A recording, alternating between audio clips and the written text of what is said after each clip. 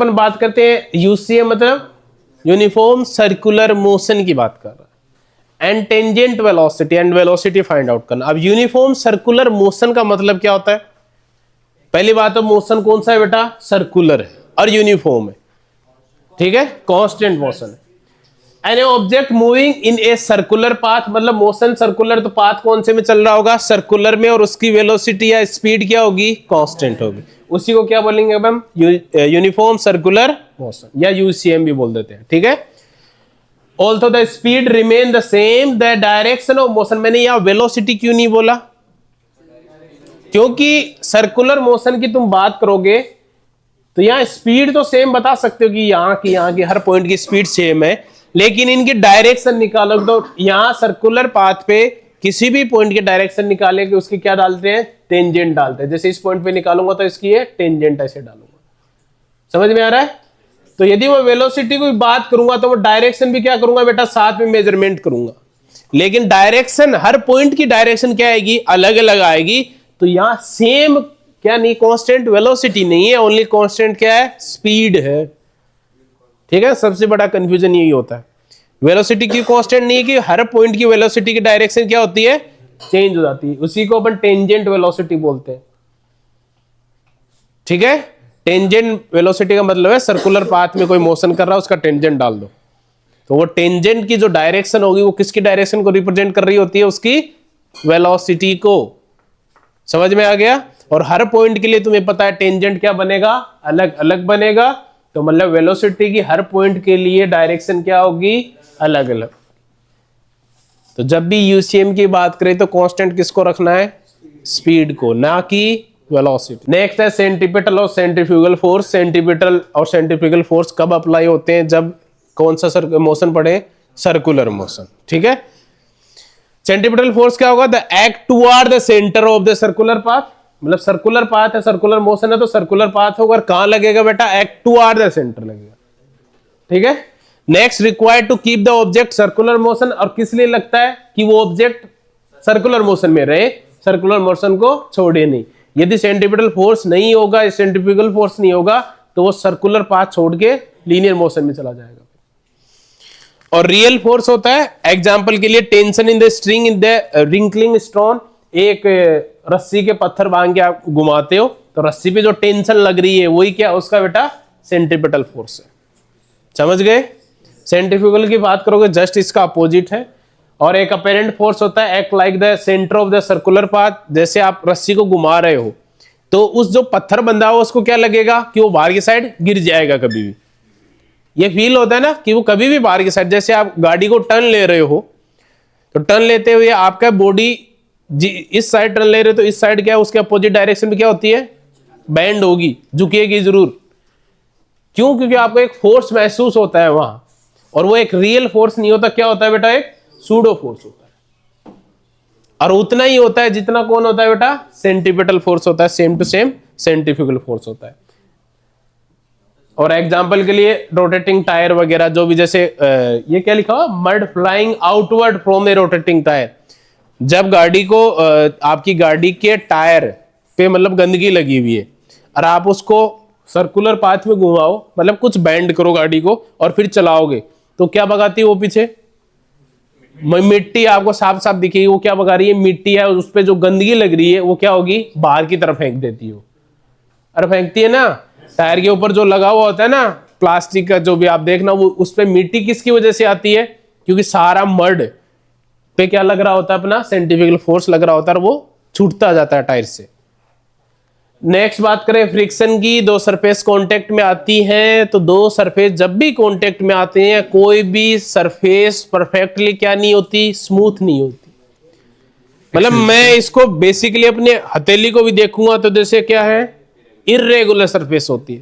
आप नीचे फर्श को भी देख पा रहे होगे, आपको लग रहा होगा ये क्या है बेटा? एकदम क्लीन है, स्मूथ है। लेकिन आप माइक्रोस्कोपी में देखोगे तो उसके एटम में भी क्या होता है? अरेंजमेंट ही ऐसा होता है कि सरफेस क्या रहती है? इर्रेगुलर रहती है। प्रकृति या नेचर के अंदर ऐसी कोई सरफेस एग्जिस्ट नहीं करती जो एकदम स्मूथ हो। हर में क्या रहती है बेटा? इर्रेगुलरिटी रहती है। कोई भी सरफेस उठा के देख लेना, ठीक है। अब इरेगुलर सरफेस है, दूसरी इरेगुलर सरफेस है, दोनों कांटेक्ट में आती हैं, तो दोनों कांटेक्ट में आएंगी तो इरेगुलर की वजह एक दूसरे में क्या होंगी, वो फंसेंगी, ठीक है, और वो फंस रही हैं, एक दूसरे को रोक रही हैं, वही क्या अपना फ्रिक्शन है, ठीक है। और यही है मेन चीज जिससे आप किसी चीज को मोशन वाली को मोशन में या रेस्ट में ला सकते हो, या रेस्ट वाली को आप क्या कर सकते हो, मोशन में ला सकते हो। आप चल पा रहे हो, गाड़ियां चल पा रही हैं, कुछ भी हो रहा है, सबकी क्या है, फ्रिक्शन ही है सबके पीछे। तो आप जब भी किसी पे फोर्स अप्लाई कर रहे हो, उसको जैसे किसी गाड़ी को आप खींच रहे हो अपनी साइड, ठीक है, तो गाड़ी के टायर और रोड के बीच में क्या है, वहां पे फ्रिक्शन है।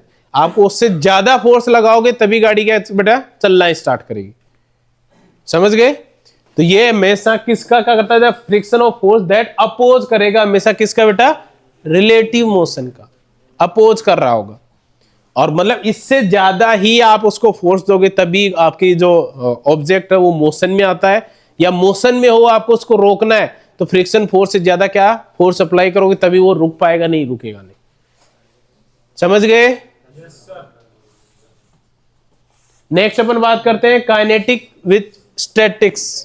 काइनेटिक का मतलब है बेटा मोशन, स्टैटिक्स का मतलब रुका हुआ, ठीक है। मोशन का मतलब उसकी कुछ वेलोसिटी होगी। तो कब होगा बेटा काइनेटिक, कब होगा जब बॉडी मोशन में हो, स्टैटिक्स कब होगा जब बॉडी रेस्ट में हो। When the start of motion, और ये क्या है, oppose the motion already happen, मतलब पहले से मोशन चल रहा है, वो तैयार हो रहा है मोशन करने के लिए, अभी रेस्ट में, समझ में आया। नेक्स्ट बात, नेक्स्ट पॉइंट देखो, ग्रेटर देन काइनेटिक फ्रिक्शन। अब काइनेटिक फ्रिक्शन क्या होता है,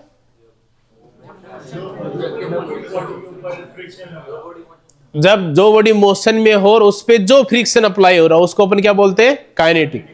बॉडी अपनी किस में बेटा, मोशन में, तो इसकी वैल्यू स्टैटिक फ्रिक्शन की वैल्यू क्या होगी, ग्रेटर देन होगी हमेशा काइनेटिक से। क्यों, क्योंकि काइनेटिक ज्यादा हो जाएगा तो वो मोशन में आ जाएगा। यहां काइनेटिक जो फ्रिक्शन है या काइनेटिक फोर्स मान लो वो क्या है, कम है, किससे, उसके जो रुका हुआ है, मतलब स्टैटिक्स फ्रिक्शन से। देखो फ्रिक्शन के तीनों टाइप हैं, एक तो रेस्ट में है तो अपना स्टैटिक्स बोल देते हैं, एक मोशन में है तो उसको क्या बोल देते हैं, काइनेटिक फ्रिक्शन बोल देते हैं, और एक डायरेक्शन वाला भी जो इनर्शिया पढ़ते हो ना, तो डायरेक्शन का भी फ्रिक्शन होता है, समझ में आया। तो यहां काइनेटिक बात कर रहे हो आप, तो मतलब काइनेटिक यदि कम है और अपना स्टैटिक्स ज्यादा है तभी तो वो रुका हुआ है।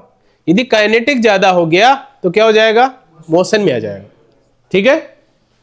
And adjust its value up to maximum limit, और मैक्सिमम लिमिट तक रखता है, उसके बाद मतलब इतनी वैल्यू दे दो आप उसको कि स्टैटिक से ज्यादा जाए, काइनेटिक को इतनी, काइनेटिक फ्रिक्शन इतना इंक्रीज हो जाए कि वो स्टैटिक से ज्यादा हो जाए, तो वो क्या आ जाएगी बेटा, रेस्ट किस में चला जाएगा, मोशन में चला जाएगा, ठीक है।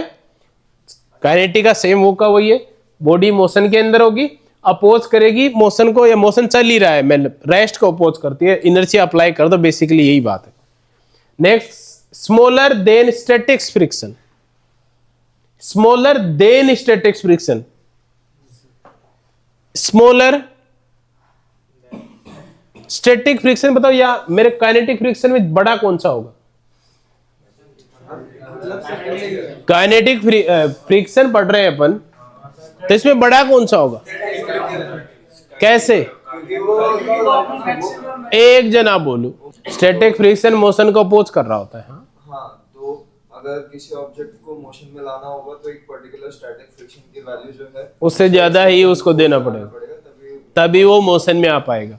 आप कुछ सर कि जब बॉडी मूविंग होती है तो उसको इजीली होता है उसको पुश करना, जब बॉडी मूव करती है तब उसको आसान हो जाता है मोशन में लाना। जैसे कोई गाड़ी 50 किलोमीटर पर ओवर की स्पीड से चल रही है, उसको आसान होगा 100 पे पहुंचाना, कंपेयर टू एक रुकी हुई बॉडी है उसको 100 पे पहुंचाना। प्रैक्टिकली यदि याद रखो तो ऐसे याद रख लेना। और as a constant value of given surface, हर सरफेस पे, पहली बात तो फ्रिक्शन जो सरफेस दी हुई है उसके लिए स्टैटिक्स और काइनेटिक दोनों क्या रहते हैं, कांस्टेंट रहेंगे।